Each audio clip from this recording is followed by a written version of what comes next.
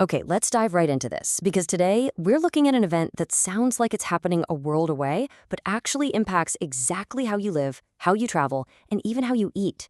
Welcome to This Explainer. Today we're unpacking the 2026 Strait of Hormuz crisis.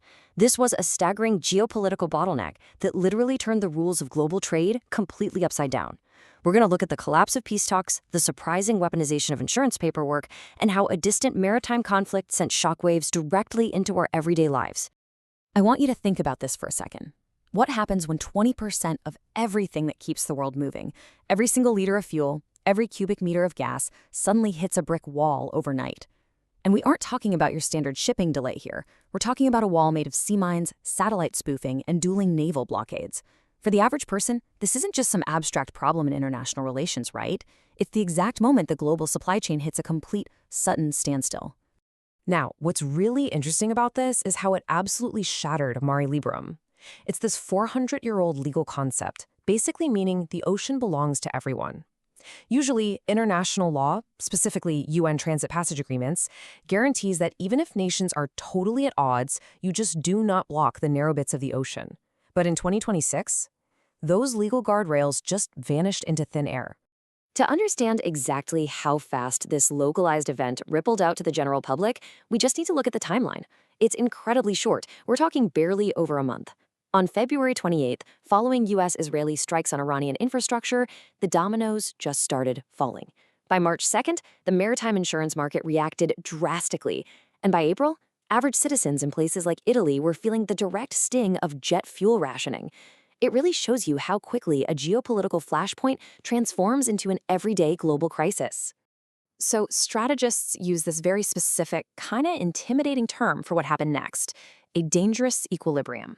Let's break that down into simple terms. This isn't just one nation taking control of the water. Instead, it's this fragile, unprecedented stalemate where opposing powers act in ways that make shared waters completely unusable for everybody else. The usual global playbook for handling conflicts at sea was completely thrown out the window. And this brilliantly illustrates the unprecedented dual blockade. On one side, you have the U.S. strategy, intercepting and interdicting ships to starve Iran's economy. On the other side, Iran's Revolutionary Guard responds by turning the strait into a closed military zone. Neutrally speaking, we are looking at two entirely different military strategies, executed simultaneously, with the net result being that the water becomes entirely impassable for commercial ships. The results of that dual blockade is captured in this single, staggering number, 94%. That is how much maritime traffic dropped through the Strait of Hormuz. I really want to hammer this point home for you. This isn't just a minor detour. A 94% drop represents a near pulse stop for global energy. Almost nothing was getting through. Section 1. The ultimate weapon? Paperwork. Here is the crazy, ironic twist of this entire crisis. The real blockade, the one that actually stopped the ships from moving, wasn't made of sea mines. Actually, scratch that. It was made of boardroom decisions. On March 2nd, the world's major maritime insurers, heavyweights like Guard, Scold, and the American Club, just completely canceled their war risk coverage. In commercial shipping, the rule is incredibly simple. No insurance, you simply do not sail.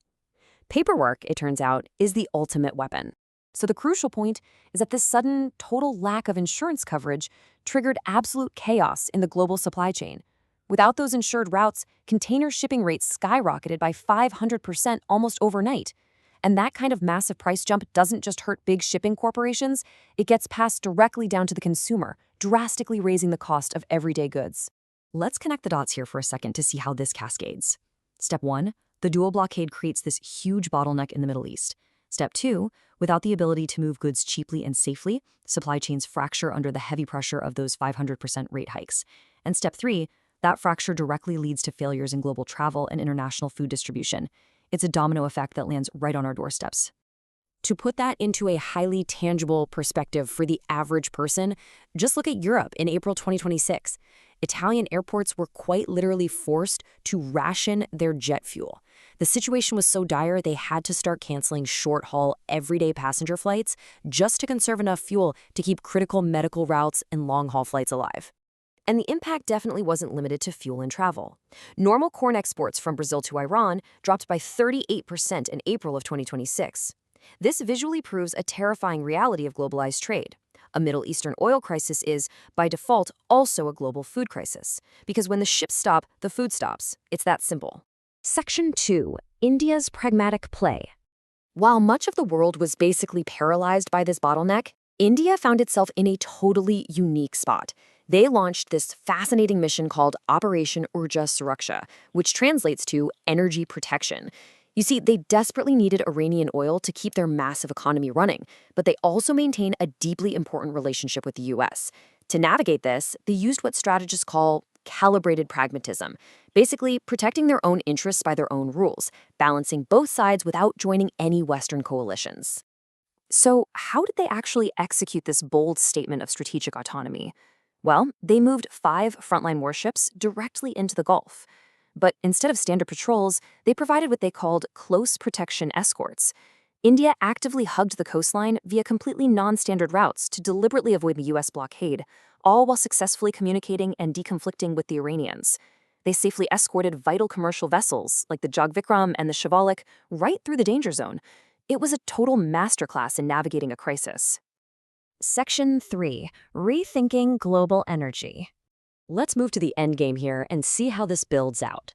Diplomatic efforts to resolve this entirely failed. At the Islamabad peace talks, neither the U.S. team under J.D. Vance nor the Iranians were willing to blink first. Because our cheap efficiency sacrificed resilience, the world is now pushing for massive structural changes to bypass the choke point entirely. We're seeing huge new canal projects across the UAE, brand new pipeline infrastructure, and a massive global acceleration toward renewable energy sources. And you know, that pivot to green energy isn't just about the environment anymore. As the source material elegantly states, you can't blockade the sun. The 2026 Hormuz crisis proved to the world that dependence on fossil fuels is a massive, critical security vulnerability. Transitioning to renewables is now viewed by global powers as a hard security measure, a real way to insulate the public from the whims of a distant naval blockade. Which leaves us with a truly fascinating question to ponder. If the 400-year era of the open sea is over, and these vital waterways remain in a dangerous equilibrium, how long until the world simply finds a way to stop needing them entirely? It's a pretty staggering thought about the future of global trade. Thank you so much for joining me for this explainer. I hope this helped you better understand the invisible forces shaping our everyday world. Keep learning and stay curious.